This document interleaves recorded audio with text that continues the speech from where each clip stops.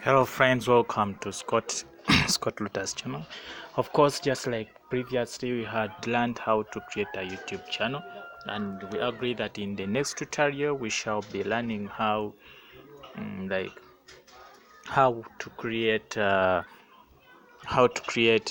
like the clip art for our channel, like uploading the profile image, the logos, and what have you. So today that's what we are going to exactly talk about. So don't forget to subscribe to our channel just by clicking the red button over there, and then the bell, so that you'll be getting the great information always from me. You'll be the first to know the moment I upload it. So let's just get into the video. Of course, just like I said previously, all you need one internet connection to Gmail account. Secondly, you need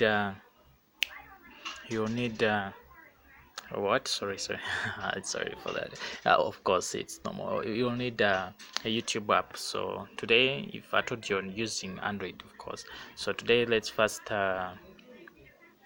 open our previous